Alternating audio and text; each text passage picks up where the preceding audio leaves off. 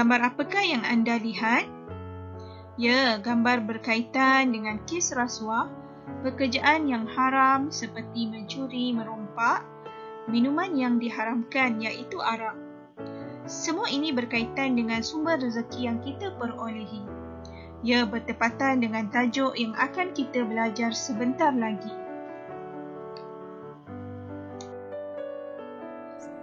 Bismillahirrahmanirrahim. Assalamualaikum warahmatullahi wabarakatuh. Baiklah anak-anak sekalian, hari ini kita akan memulakan pembelajaran kita dalam bidang hadis, iaitu mencari yang halal.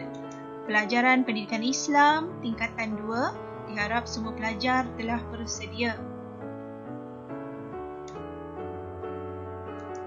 Objektif pembelajaran. Yang pertama, kita akan membaca hadis dan maksudnya, mengetahui maksud halal, haram dan syubhah. Yang ketiga, kita akan menyatakan hikmah, menjauhi perkara haram dan syubhah. Yang keempat, menjelaskan peranan hati dalam kehidupan kita. Dan yang terakhir, kita akan mengetahui pengajaran ayat. Mari kita baca bacaan hadis bersama-sama. Mencari yang halal. An-Nu'mani ibn Bashiri radhiyallahu anhu qala sami'tu Rasulullah sallallahu alaihi wasallam yaqulu innal halala bainun wa innal harama bainun wa bainahuma mushtabihatun la ya'lamuhunna katsirun minan nas faman ittaqa syubahat istabara'a lidinihi wa irdihi wa man waqa'a fi syubahati waqa'a fi haram karra'i yar'a hawla al-hima yushiku an yarta'a fi ala wa inna likulli malikin hima ala wa inna himallahi maharimu ala wa inna fil jasadi mudghah idza salahat salahal jasadu kullu wa idza fasadal jasadu kullu ala wahyal qalb.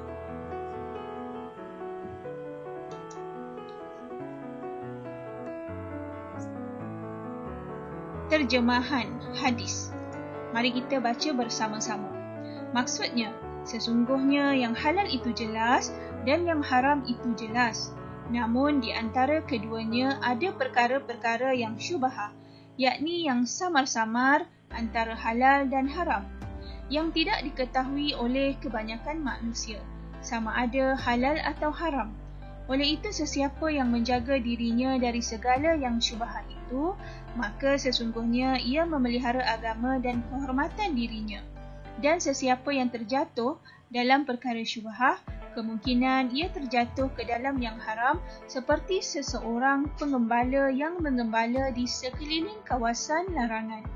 Maka dikuatiri binatang-binatang ternakannya akan masuk, iaitu makan rumput di dalam kawasan larangan itu. Ketahuilah, sesungguhnya bagi setiap raja ada kawasan larangan, dan kawasan larangan Allah ialah segala yang diharamkan olehnya. Ketahuilah, sesungguhnya di dalam jasad manusia itu ada seketul daging. Jika baik seketul daging itu, maka baiklah seluruh jasad, dan jika rosak, maka akan rosaklah seluruh jasad. Ketahuilah, seketul daging yang aku maksudkan itu ialah hati. Alhamdulillah, mari kita baca potongan hadis dengan betul dan maksudnya. Potongan hadis yang pertama, Innal halala bainun wa innal harama bain. Yang bermaksud, sesungguhnya yang halal itu jelas dan yang haram juga jelas. Jadi pelajar perlu melihat beberapa perkataan, contoh al-halal. Halal apa maksudnya anak-anak sekalian? Ya, halal-halal lah ya. Pada kalimah hadis ini al-haram. Haram juga adalah haram, sama juga. Baiklah, seterusnya potongan hadis yang seterusnya, wa bainahuma mushtabihatun la ya'lamuhunna katsirun minan nas, yang bermaksud di antara keduanya ada perkara-perkara syubhah yang tidak diketahui oleh kebanyakan manusia. Okey, jadi kalimah yang perlu diketahui, mushtabihat. Mushtabihat apa? Iaitu perkara-perkara syubhat. Seterusnya, potongan hadis faman ittaqa syubahati tabara'a lidinihi wa irdihi. Maksudnya barang siapa yang menjaga diri dari perkara syubhat, berarti ia telah menyelamatkan agama dan kehormatannya. Okey, di antara kalimah yang perlu diambil perhatian lidinihi, iaitu apa maksudnya? Ya, agama, wa irdihi, kehormatan. Baiklah, potongan hadis seterusnya yang perlu diambil perhatian ialah waman waqa'a fi syubahati waqa'a fi haram, iaitu bermaksud dan barang siapa terjerumus dalam perkara syubhah, maka ia akan terjerumus kepada perkara-perkara haram. Okey, potongan hadis seterusnya Qarra'i yar'a hawlal hima, iaitu bermaksud seperti pengembala yang mengembala berdekatan dengan kawasan larangan. Hawlal hima, hawlal hima iaitu kawasan larangan. Potongan hadis seterusnya yushiku an yarta'a fi, kemungkinan dia akan masuk ke dalam kawasan larangan tersebut. Yushiku, kemungkinan dia akan masuk ke dalam kawasan larangan. Baiklah.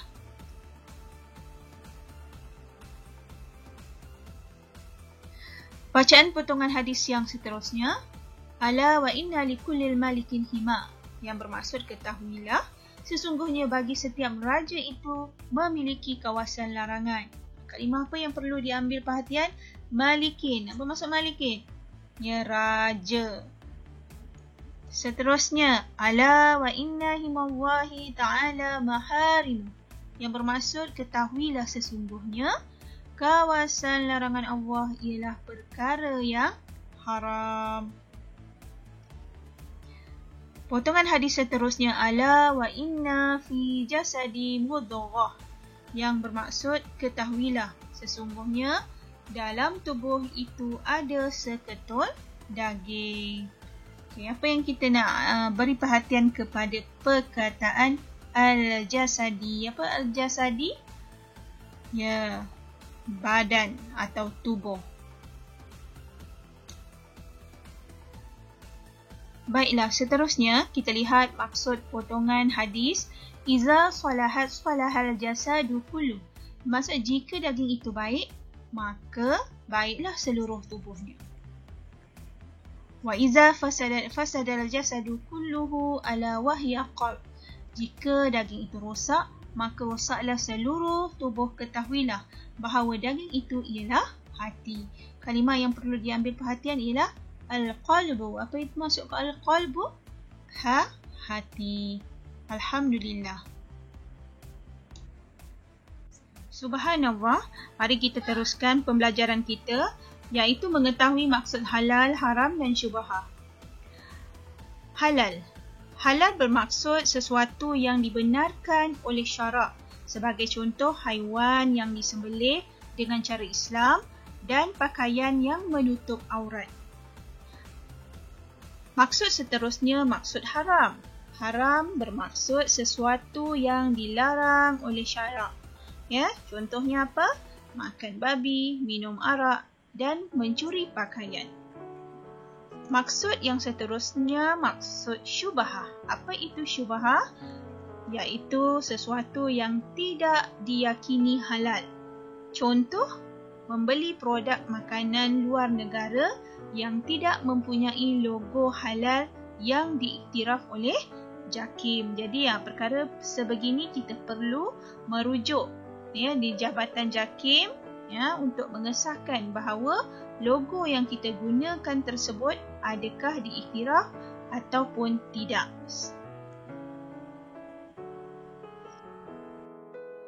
Subhanallah, sekarang kita lihat apakah hikmah menjauhi perkara-perkara haram dan syubhah.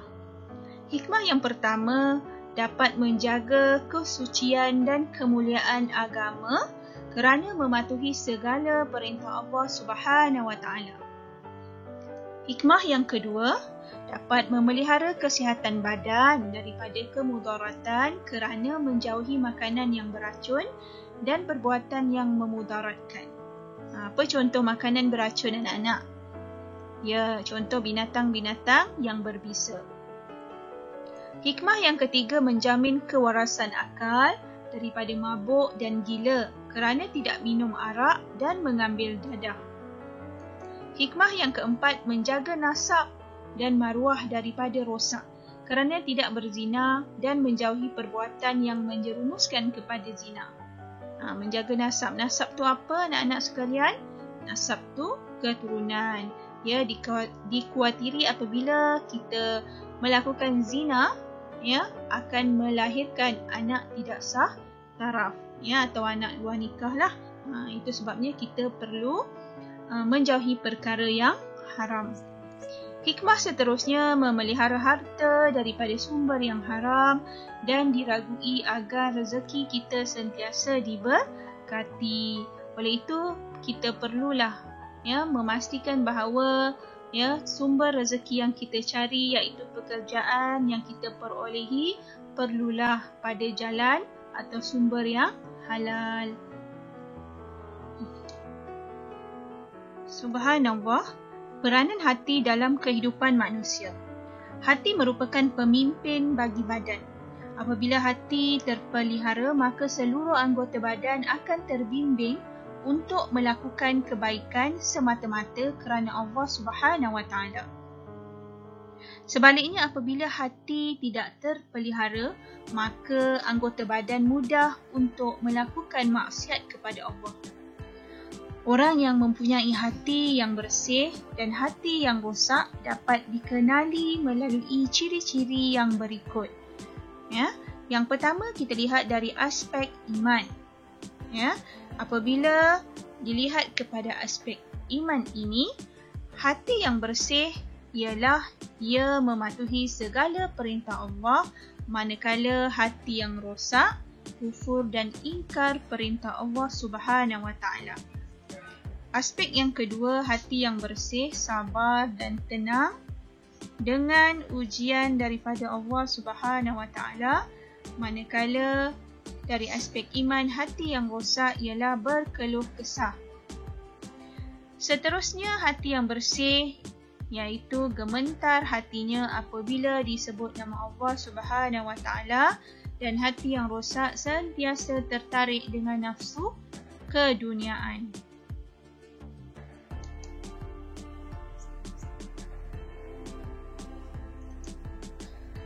Baiklah, peranan hati dalam kehidupan manusia seharian, dari aspek ilmu pula, hati yang bersih dapat memahami peringatan dan pengajaran yang diberikan oleh Allah Subhanahu Wa Taala, dan hati yang rosak pula tidak mahu menerima kebenaran Al-Quran.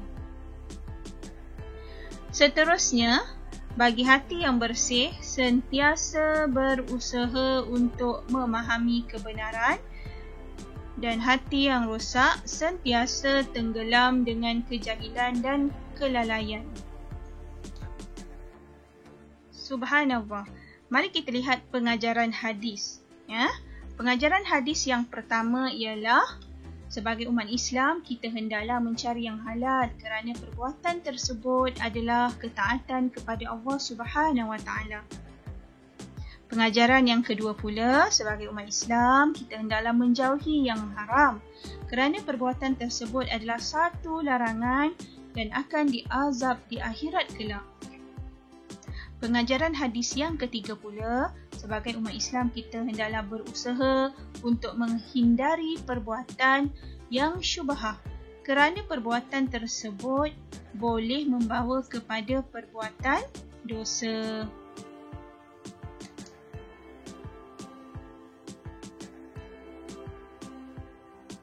Alhamdulillah, di antara amalan doa, mohon rezeki yang halal yang boleh kita amalkan dalam kehidupan, iaitu Allahumma ghafini bihalalika an haramik wa aghnini bifadlika amman siwak.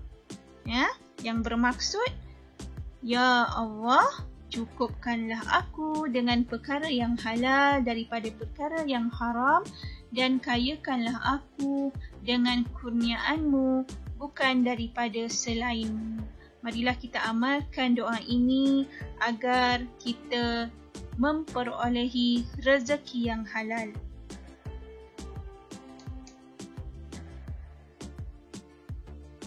Baiklah, Alhamdulillah, semoga apa yang Ustazah sampaikan tadi dapat memberi manfaat kepada anak-anak sekalian.